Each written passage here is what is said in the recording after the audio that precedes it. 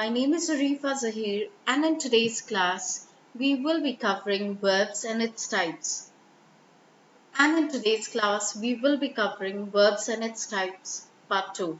Now, this is after a special request made by my students who requested for a continuation of the verbs class that we had yesterday. Now, in today's verb class, I'm going to talk to you about regular verbs, irregular verbs, finite and non-finite verbs, and also tell you more about phrasal verbs and a little bit about modal verbs. So let's get started on this journey of getting to know verbs better. Now let me check and see who are there in our class.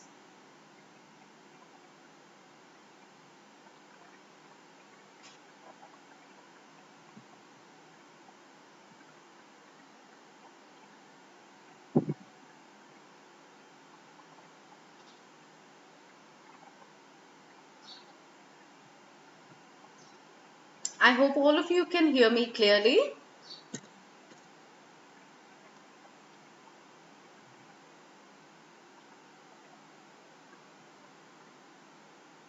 Good evening, guys. We've got Rashid, we've got Ratul, Vishnu, Ratna, Rashid, Vaskar and Annie, and Shamali too. So good evening, guys, and welcome to the class. So it's amazing to have all of you in the class right now. And before I begin, I'll do a quick introduction about myself and also tell you about the subscriptions that Unacademy provides. And post that, we are going to start the class. So I know most of the students on the list there. Rashid, can you tell me a little bit more about yourself? Are you an academic student or a general training student?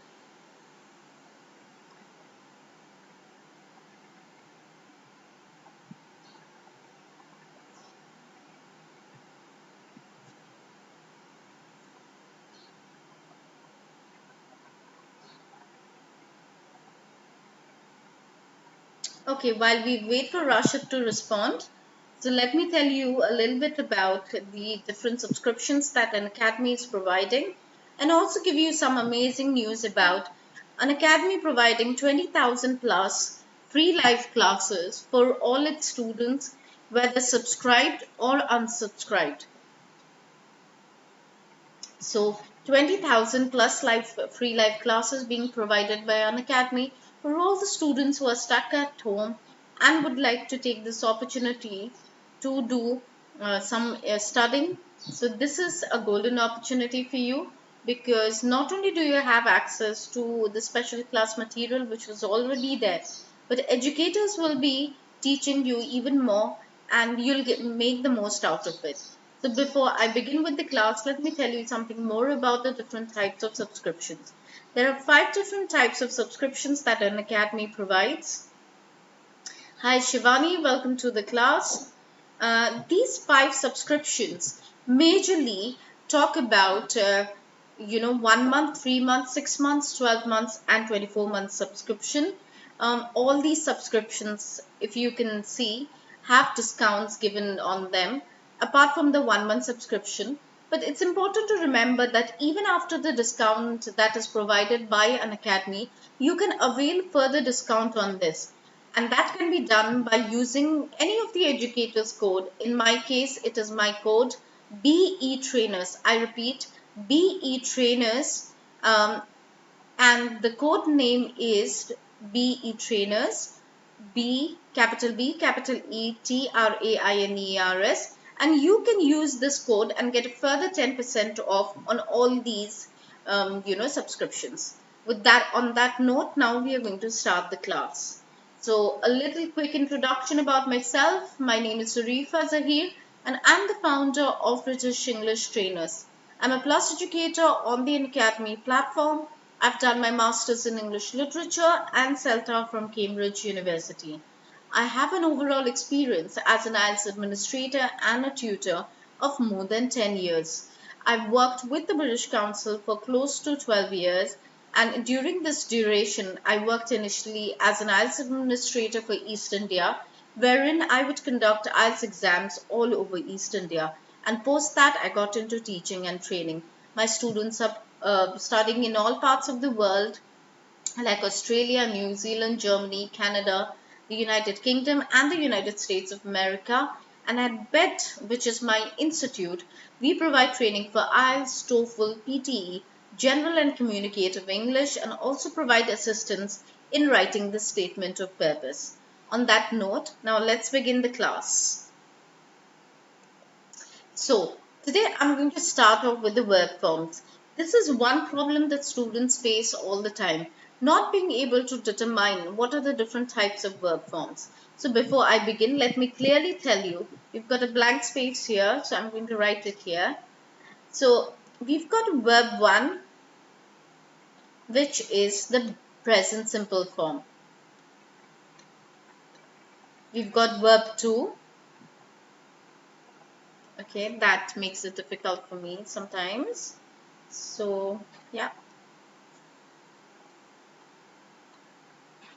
We've got verb, yes, just a second. We've got verb 2. Now, verb 2 is nothing but the past simple form of the verb. And we've got verb 3. Again, which is nothing but, just a second, the past participle form of the verb. Excuse me.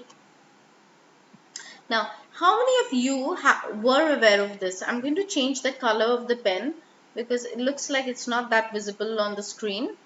So, the one on the top is more visible.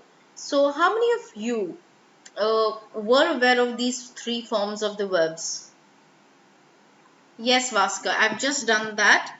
I've changed the pen color. So, we've got, like it said, the simple present simple form of the verb, which is this one. So, this is verb 1, you see. Now, the verb 1 is always in the infinitive. The moment you have the S, this is generally for the third person pronoun.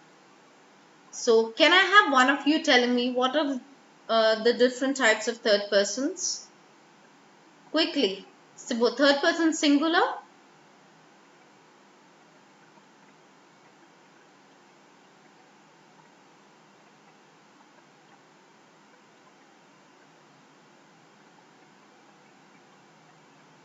Quickly respond. He, she, it. Very good, Parveen. Very good, Vaskya. Then we've got the past form of the verb. Alright. Now, this past form of the verb right out here is the second form of the verb, verb 2. Yes. And the past participle is the third form of the verb, verb 3. Now, I will be doing a separate class on tenses tomorrow on the Unacademy YouTube platform. Before we do that, it's very important for you to know that past participle forms, the verb 3, forms a part of almost all the different tenses in the perfect form. So it's very, very important that you are aware of what the past participle form of the verb is. Now, because we are unable to correlate the subject and the verb forms, that is the reason why most of the errors in IELTS happen because of the verb misunderstanding, let's say, the subject verb correlation, and also the past tense and past participle differences. Now, anyone in the class, can you tell me what is the difference between the ed form of the verb out here? I'm just going to use the pen. It's a little difficult to ascertain. I'm going to change the color of the pen, guys, from this yellow to another color. It's more easy to locate it when it's red. Alright, so we've got yellow right out here.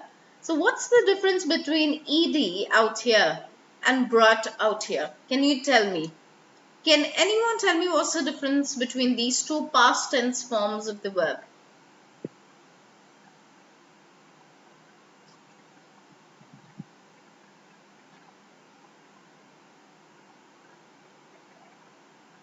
So,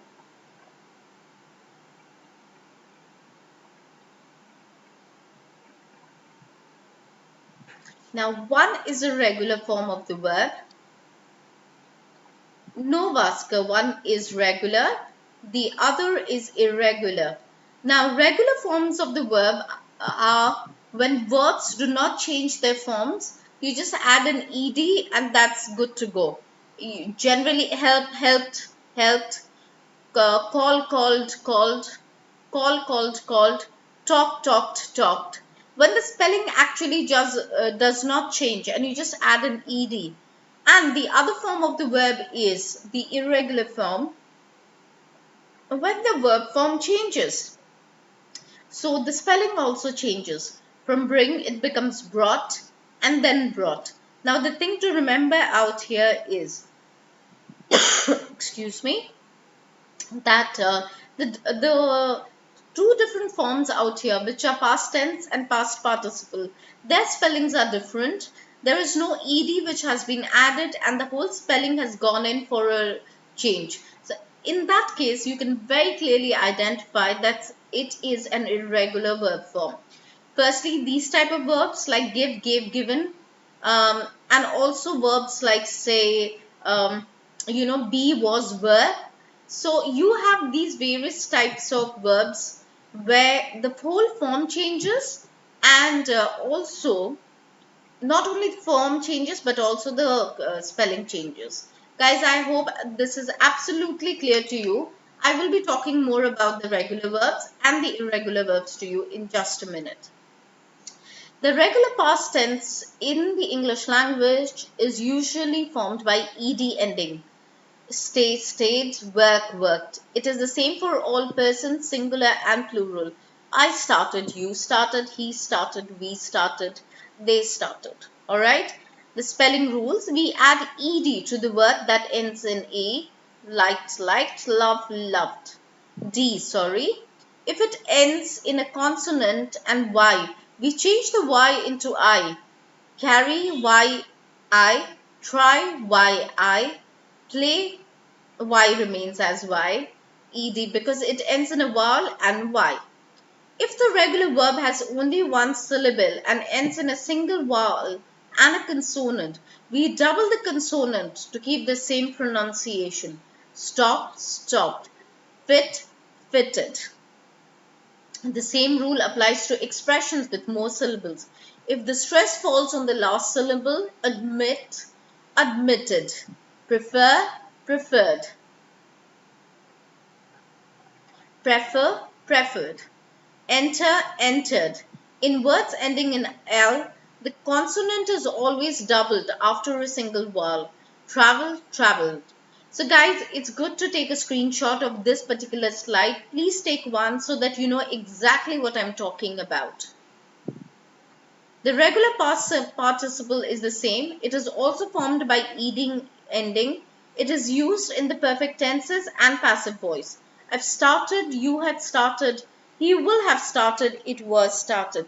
So that's the difference between regular and irregular. You generally have the ed and then it moves on to, the moment we are not using the ed, you can rest assured if there's no d, there's no ed and there's no id and the form hasn't undergone a change, you can rest assured that the most important thing out here is that these are regular verbs. And the moment the form changes, then these are irregular verbs. Now let's have a look at some irregular verbs in English. There are basically three irregular verb forms in English. The base form, draw, led, read, dream. The past tense, drew, led, read, dreamt or dreamed. The past participle, drawn, led, read, dreamt or dreamed. So, three irregular verb forms. Base form, the past tense, the past participle. As you can see from the examples above, some of the forms are completely different. Draw, drew, drawn. Some have a different infinitive, but the two other ones are the same. Led, lead, led. Some have the same spelling but different pronunciation.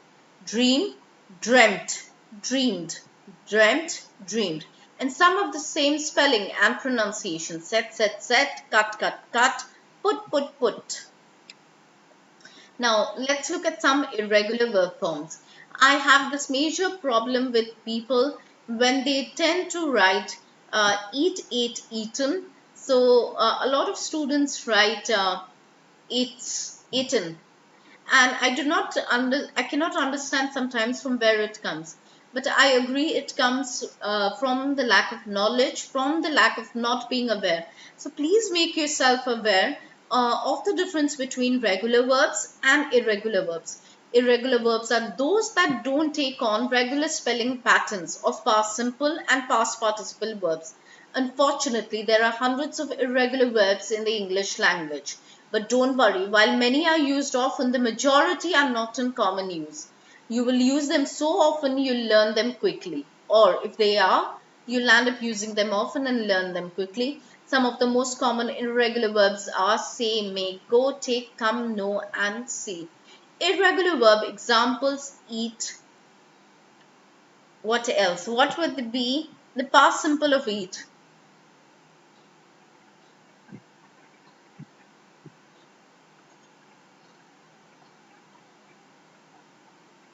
Very easy. I've just spoken about it.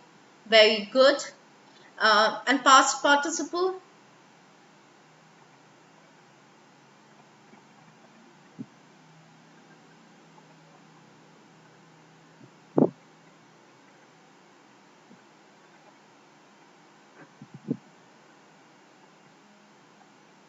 Very good, guys. For drive, can you quickly write both the past simple and past participle for drive together? Drive, past simple and past participle.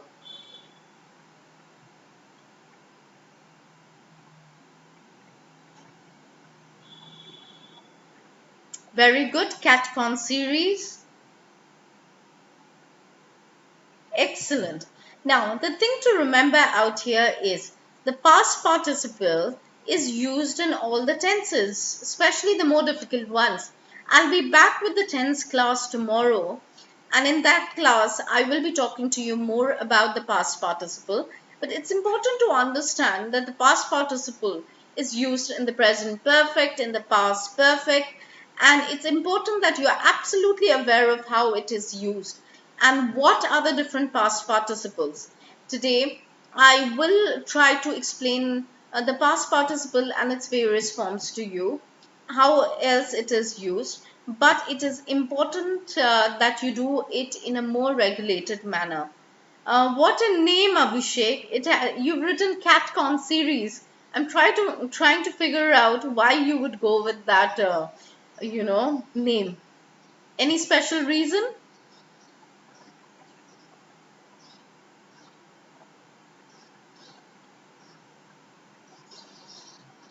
All right, we've got 8 sentences here, and you can see how the irregular verbs have been used. Here it is in the present, here it's in the past, here it is again in the present. No, Abhishek, how can you hit cats? Anyways, let's not discuss about that. Have a look at this slide, guys. You can look at the different ways in which the verbs have been used in the irregular verb form. Now, you should also remember that auxiliary verbs do and have are also irregular verbs. I do agree. He does it often. We have done our homework. Do their homework. I have a suspicion. Fran has a devious look. We have no money. They have had a cough twice this winter. So let's do this, guys. This is examples of verbs in IELTS essays answering recent IELTS Task 2 questions. So these verbs have been picked up from IELTS questions, and it would be a good idea to take a screenshot of this. Alright, now next, vocabulary for practice. Guys, you can use this to do your, vocab practice. It's in relation to different topics. Now, let's do this.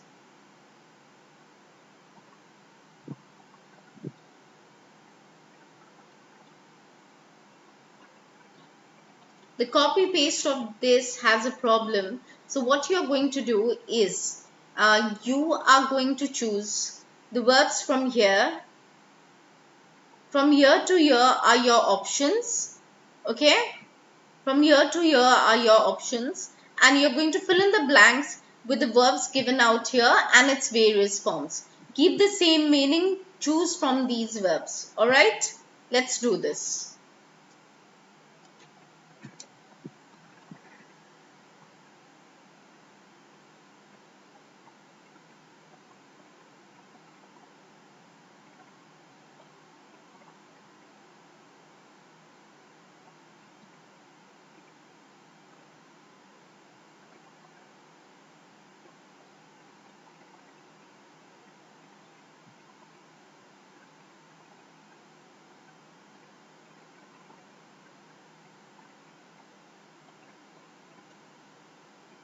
After shoot is shut and spend. Shut and spend.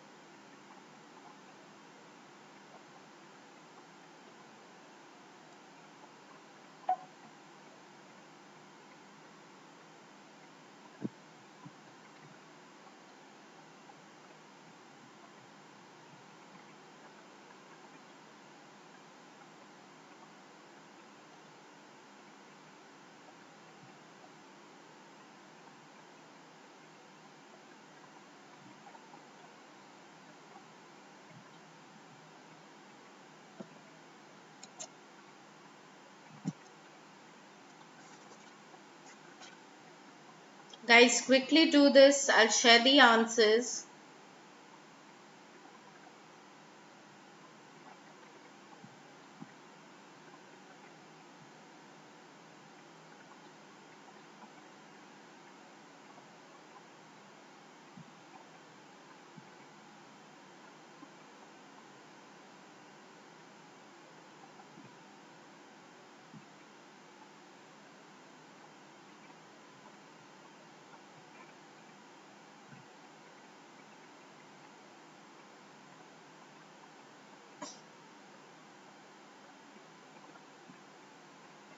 A minute more and then I'm going to share the answers.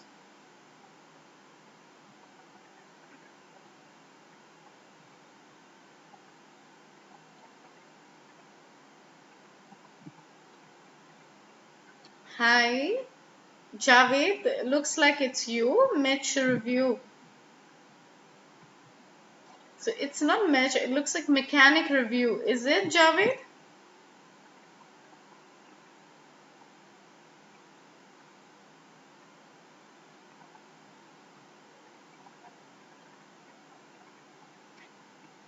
Nice to have you in the class too, Javed.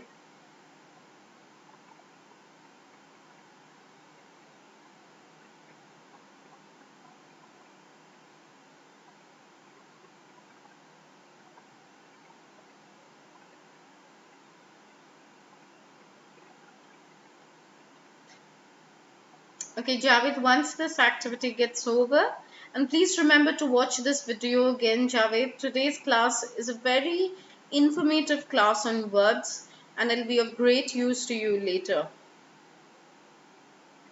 especially with your grammar.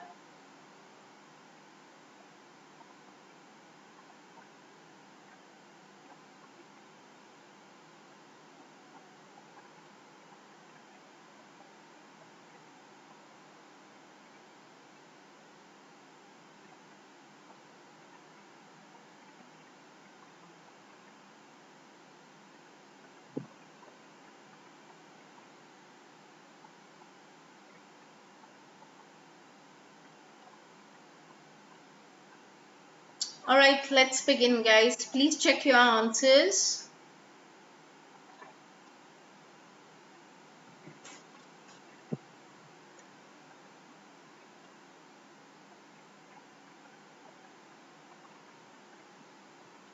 Right now, next thing that I'm going to do is modal state verbs and I will also be talking about your finite and infinite verbs. So stay tuned, Javed. Only the first part, you can watch it later. The rest of it, I'm going to explain it now.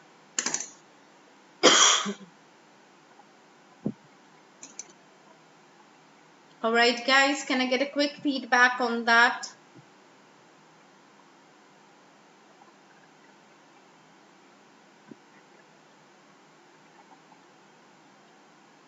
Two errors, good Shamili. What about Ratna? What about the others?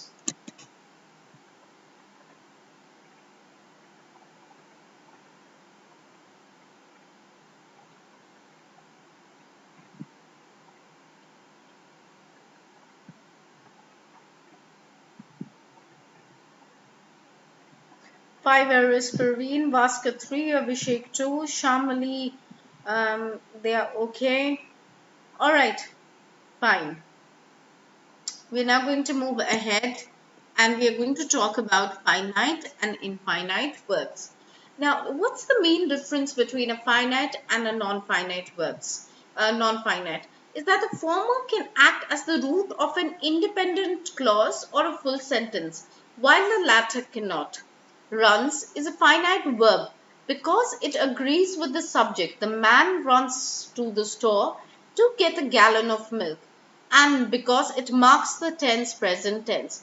Get is a non-finite verb because it does not agree with the subject or mark the tense. Rather, it is an infinitive and depends on the main verb runs. By simplifying the sentence, we can see that runs has the ability to act as the root of an independent clause. Now, what's the difference between an independent and a dependent clause? An independent clause can stand by itself. That means it makes complete sense.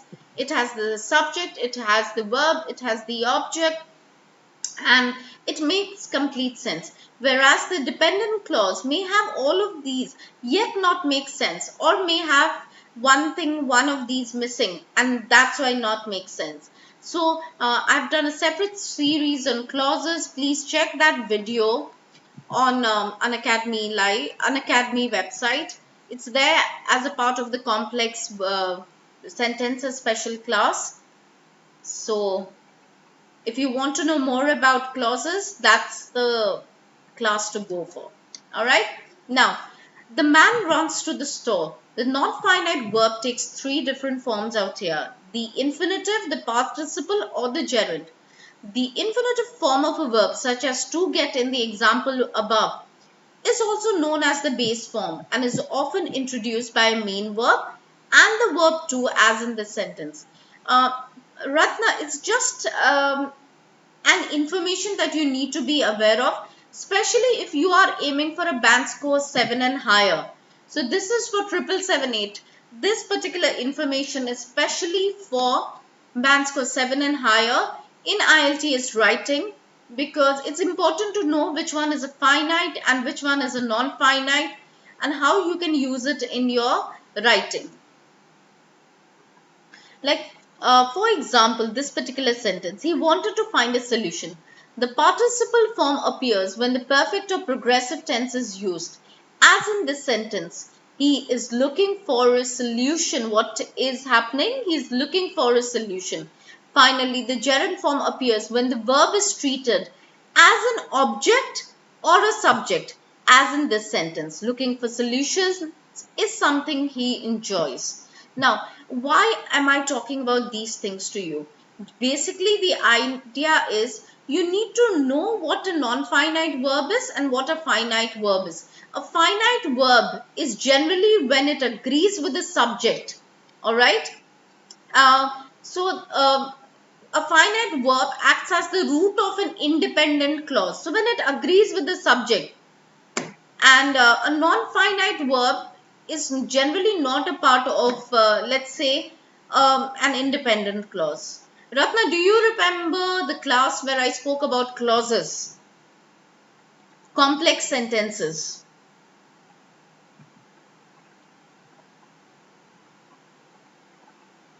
The complex sentence made easy video. Please go through that. All of these will become clearer to you. All right.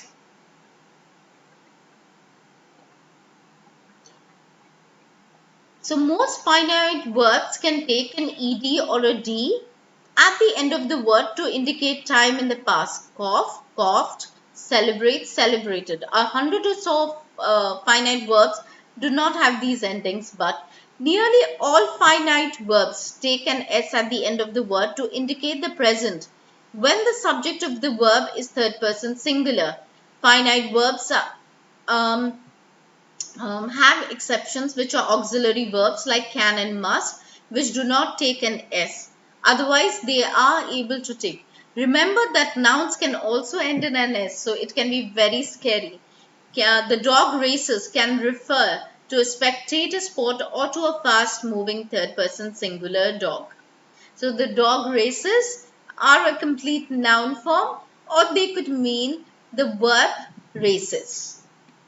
Finite verbs are often a group of words that include auxiliary verbs as can, must, have, and be. Can be suffering, must eat, will have gone. Alright, finite verbs usually follow the subject. He coughs. The documents had compromised him. They will have gone. Finite verbs surround the subject when some form of question is asked. Is he coughing? Did they celebrate? Alright, so now again, a finite verb acts as the root of an independent clause, and that's the main reason why it is important to know the difference between a finite verb and an infinite verb. That means a finite verb helps you to understand the sentence in its completion. Is that clear, Ratna?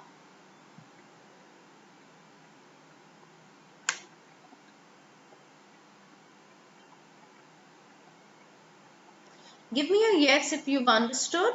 Otherwise, I will, on the live platform, I will be sending you on the website more links to understanding this better, to getting to know this better. All right. A finite verb is controlled. Just a second. All right. So I will be sending you links which will help you understand this better. A finite verb is controlled by the number of the subject. If the subject is singular, the verb is singular. If the subject is plural, the verb is plural. The girl runs slowly, subject is singular. The girls run slowly, subject is plural. A finite verb is controlled by the person, the girl in this case. I visit my parents at least once a month. I, first person. The finite verb is in correlation to the subject. She visits her grandparents at least once a month. She, third person. A finite verb is also controlled by the tense. It can be in the past, present, or future tense. Mary studies Spanish. Mary will study Spanish. This is not in the past. This is in the future. That's an error there. All right. A non-finite verb is not controlled by the number, person, and tense of the subject. I enjoy shopping for clothes and shoes. You enjoy shopping for clothes and shoes. They enjoy shopping for clothes and shoes. The verb shopping remains unchanged, whatever be the person. So you can see this in this case, the verb did not undergo any change. So that's one quality about infinite verbs, non-finite verbs. All right. So guys, please take a screenshot of this particular slide. It's going to make it absolutely easy for you to understand.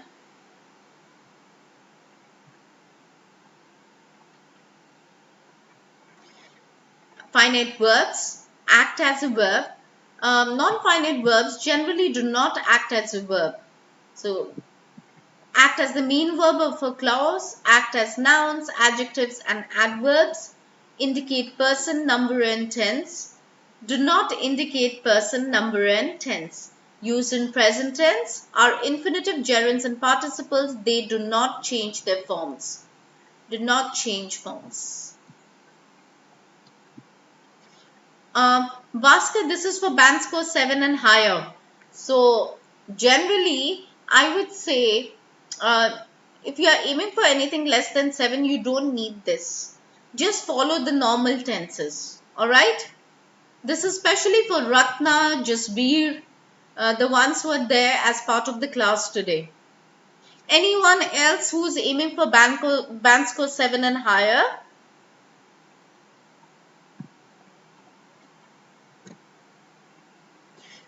Because I have today put this as part of, generally I wouldn't be teaching finite and non-finite to band score 7 and lesser. So Shamali, this would be important for you. I hope you've understood this. Is it clear? Appear independent and independent clause, mostly in independent clauses. Appear in infinitival, participle and gerund participle clauses. There you go. Now this is very easy. I want you to quickly complete the verb forms.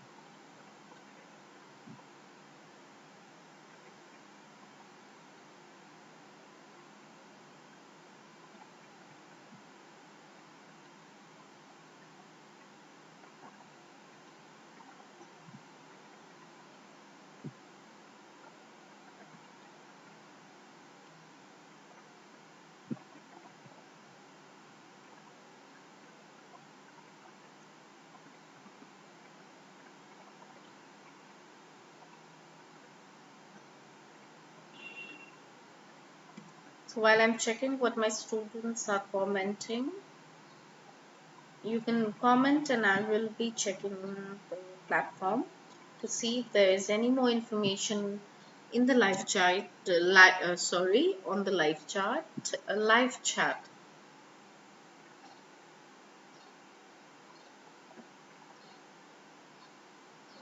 That's for you to decide. Oh, I'm so sorry.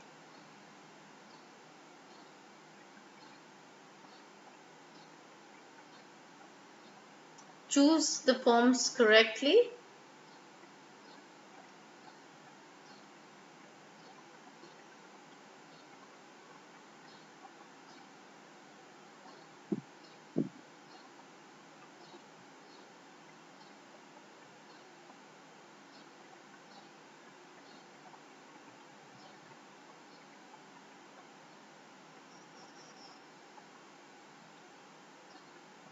Great, Ratna. We'll wait for just maybe a minute more.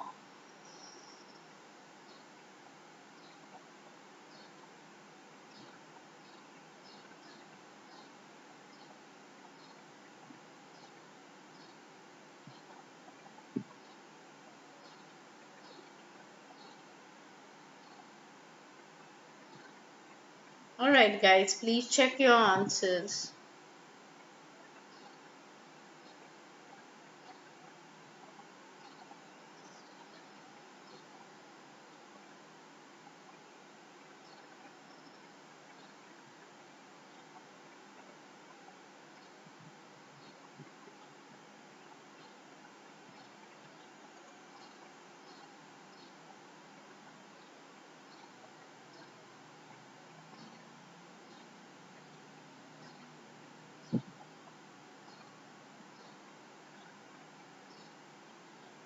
Great guys.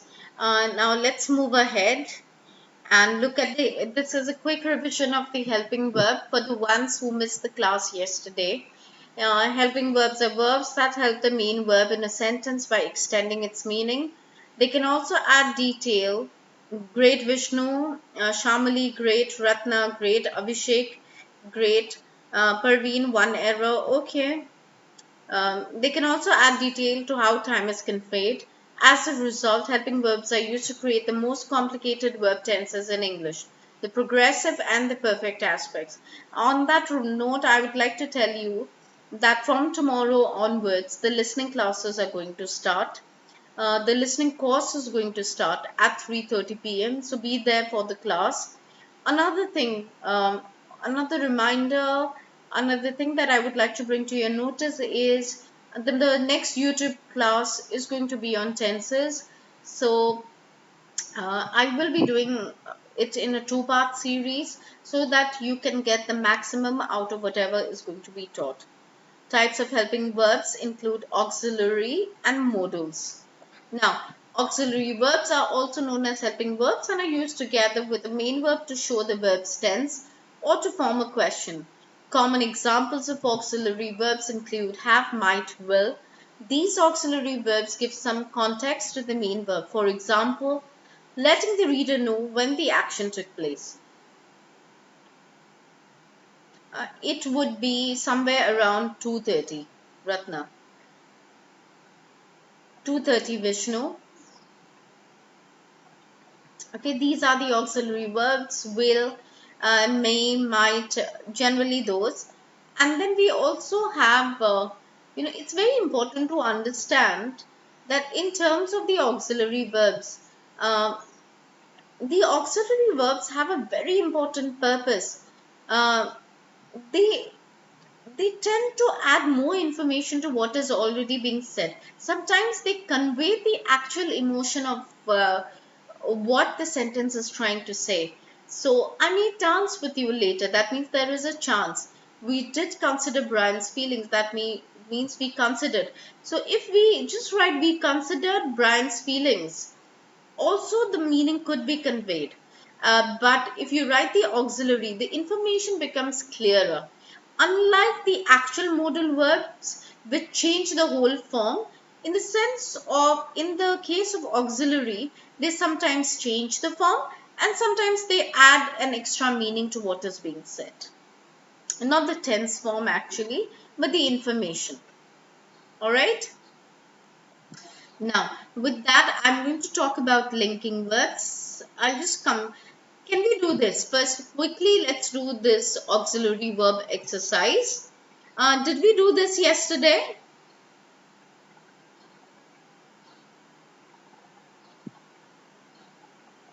We did not. So, can you just quickly fill in the blanks, guys?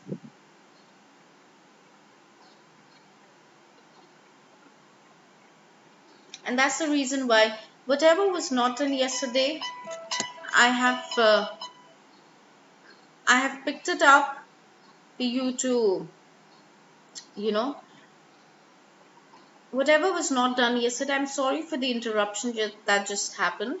So whatever has not been done yesterday, I've picked it up for you to do today. So let's do that.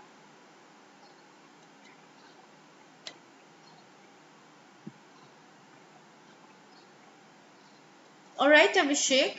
So you can wait, and the others, most of them are students who've joined us today. So let them do. So you can wait for some time. All right.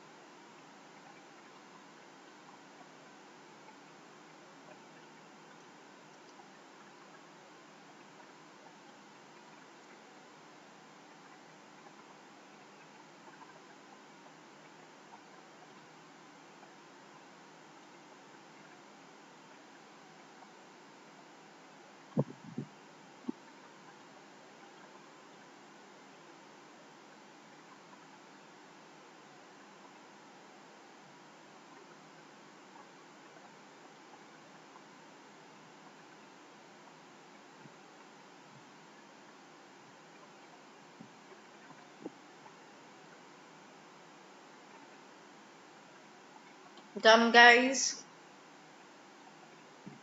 Okay, sharing the answers. Please check.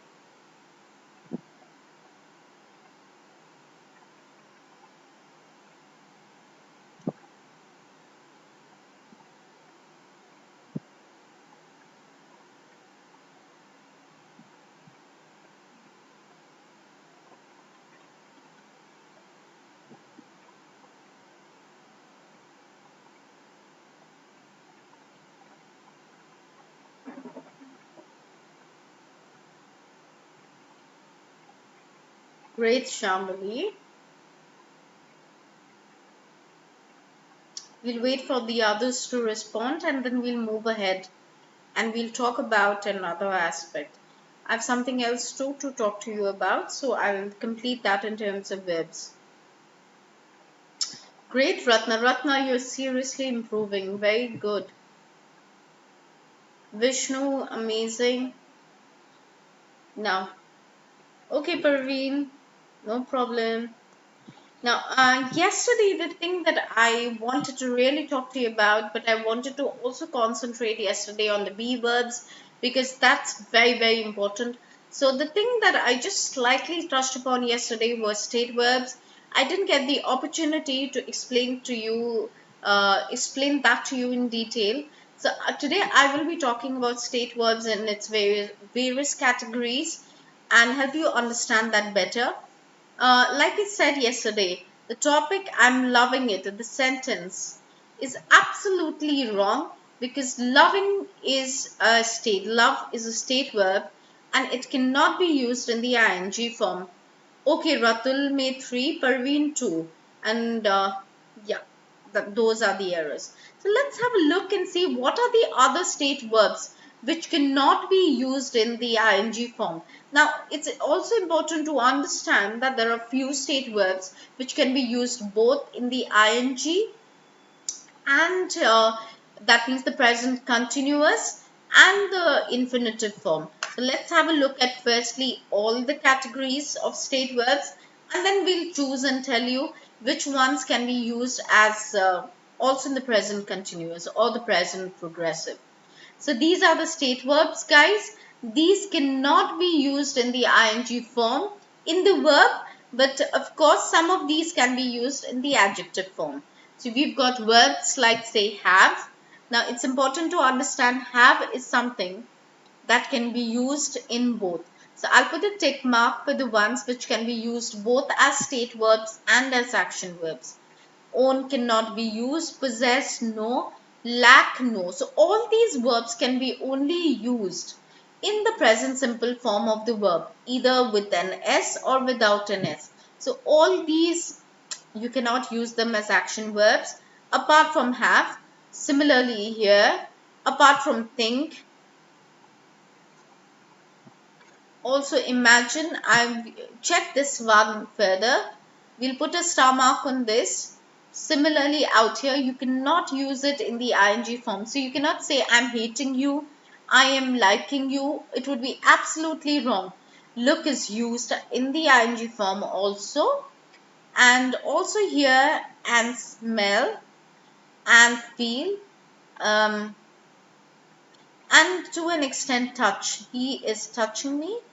I'll just check touch for you and I will let you know if touch can be used in the ing form.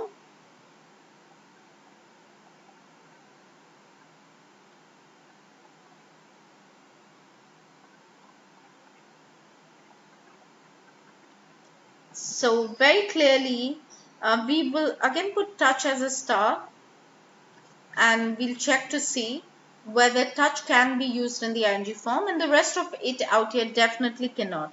So 90% or let's say 75 to 80% of these words cannot be used in the ing form.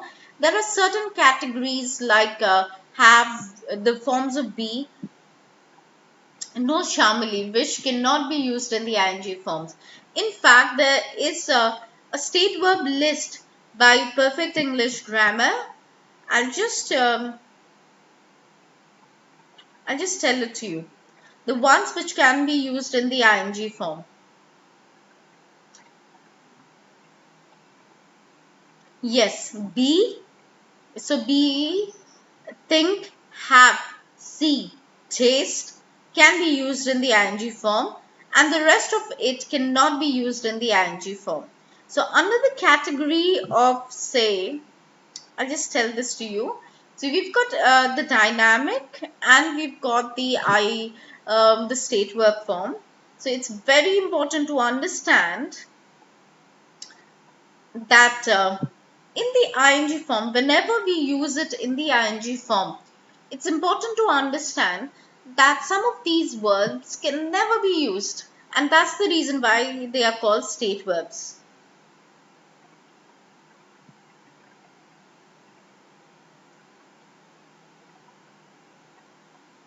Now let's have a look.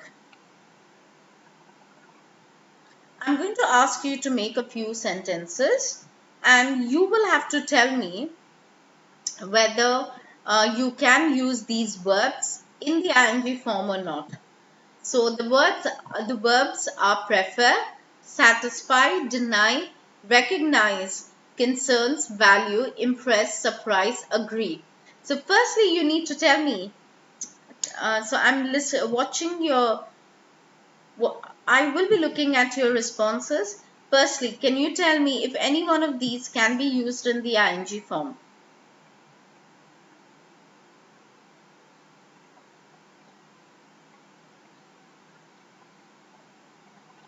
All these are state verbs and they cannot be used in the ing form.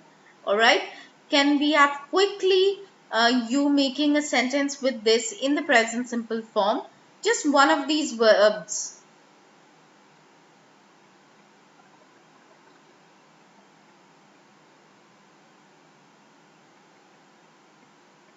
Ratna, surprise cannot be used.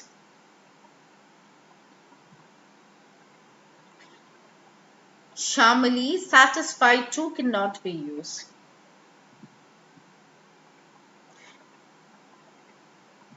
Satisfying is an adjective, Shamali.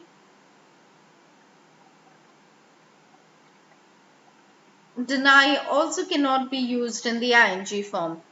Recognize also cannot be used in the ing form. Guys, you guys are getting confused with the adjective forms. So what I meant was it cannot be used in the verb forms. It can be used in the adjective forms. Right? Very good.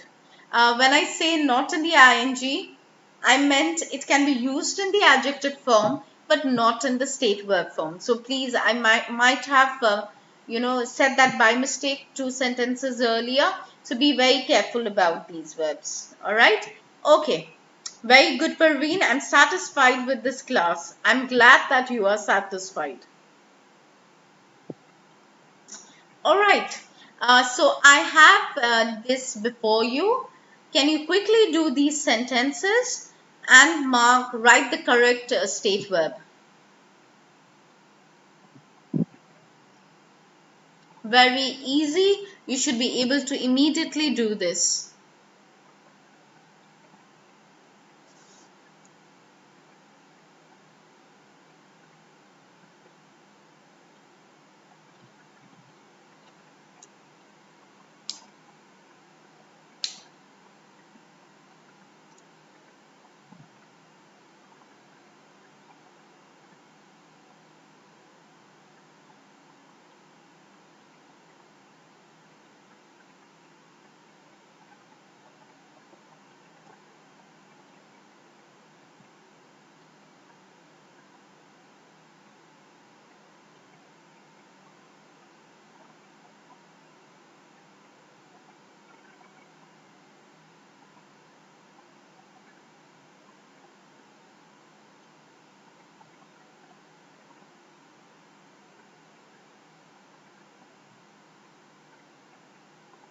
Guys, can we quickly do this? I'm sharing the answers.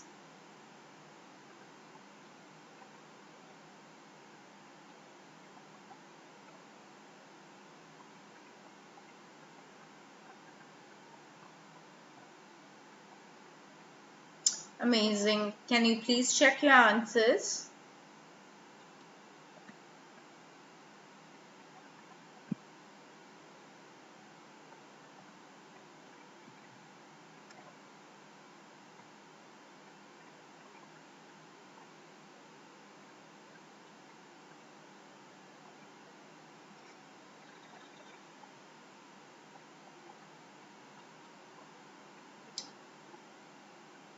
Ratul, number 2, Jim eats dessert every day, and the answer is has. So generally we have our dessert, we eat our food. So whenever it's something specific, then we eat it. And whenever we're talking about it in the general, then we say have or has.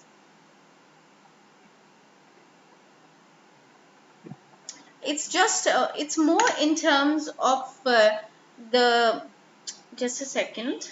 It's more in terms of the meaning of that sentence rather than it being grammatically wrong. All right?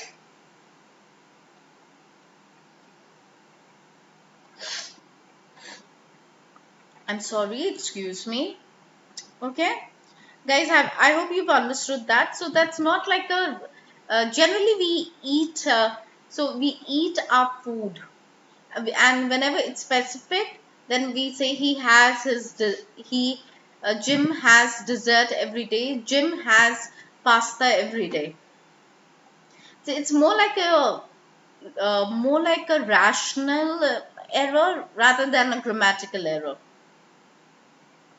So we've got Mohammed and Sar also in the class, and they're glad to know that we've got a lot of people who've been able to do this activity well. All right. Okay. Now, very quickly, I'm going to talk to you about modals and modals phrases. Modals are a huge, big topic. They cannot be done so fast. Why can't number 4 be walks with ma'am?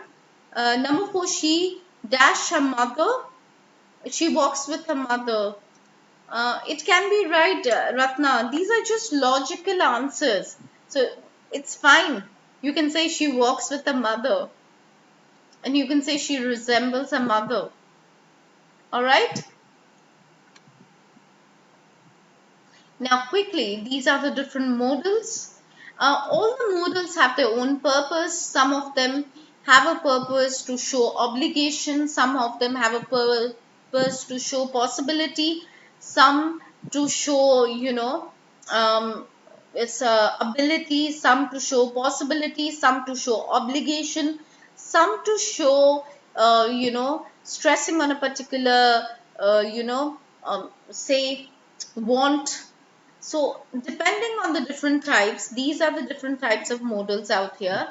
In detail, they've all been explained in my modals class. So I'm just going to show you the list out here. So these are the different modals. You can have a look at them.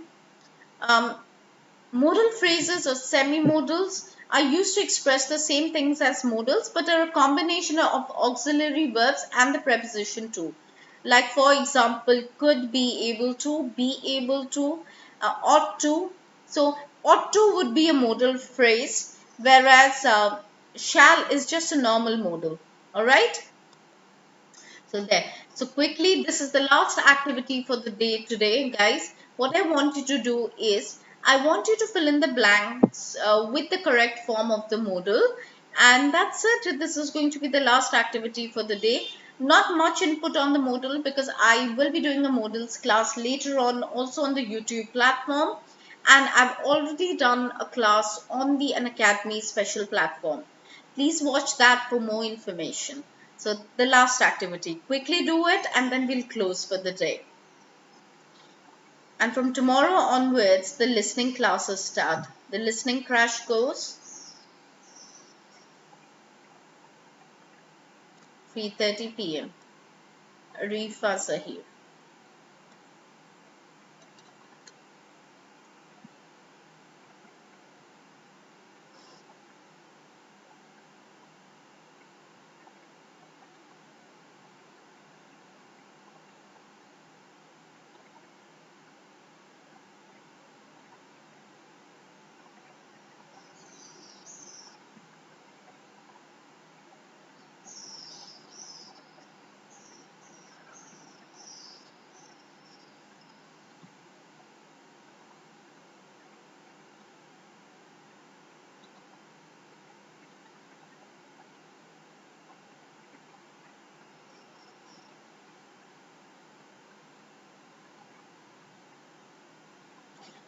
Also an announcement for everyone. Today I have a special class on semi-formal and informal letters at 7 p.m. on the Unacademy platform. That's for general training students. GT. Not for you, Vishnu. It's only for general training students.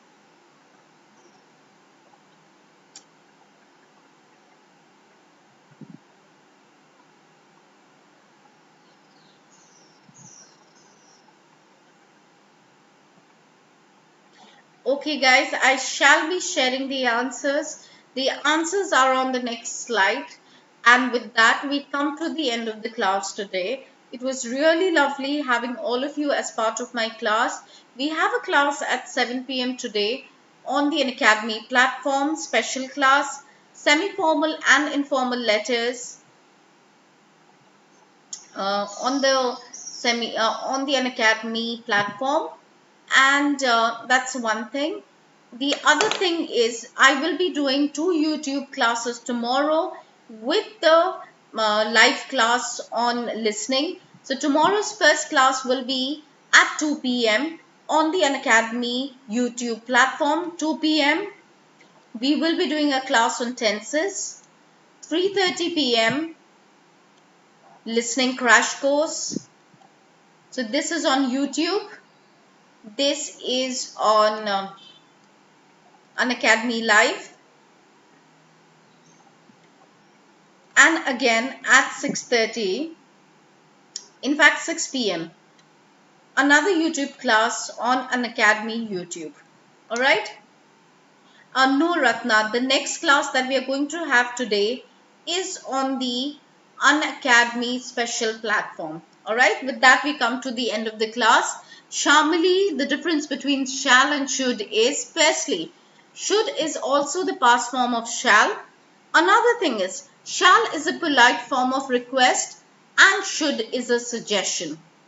Alright, there are two types of differences. In one case, the first difference is should is should is an advice. You know, it comes under advice, and remember, shall is a polite form. Rather than asking will, you would say shall whenever you talk to someone. And should is also the past form of shall in certain cases, but not in all cases. I hope that makes it clear for you.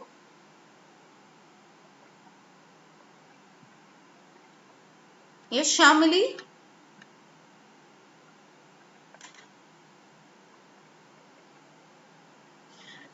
No. Abhishek, out here it will be shall. Alright, the meaning changes the moment you use should. So with that, we come to the end of the class. Guys, have a good day, the rest of the evening. And GT students, we will be meeting at 7 p.m. on the Unacademy special platform. Thank you and bye. And if you are not a subscriber, please use my code phrasal verbs on another day. So please use my code BE trainers on the Unacademy live platform. Alright? Thank you. Bye, Abhishek. That was a really sweet emoji. Vishnu, I will check with the team and find out and confirm it to you. Bye for now.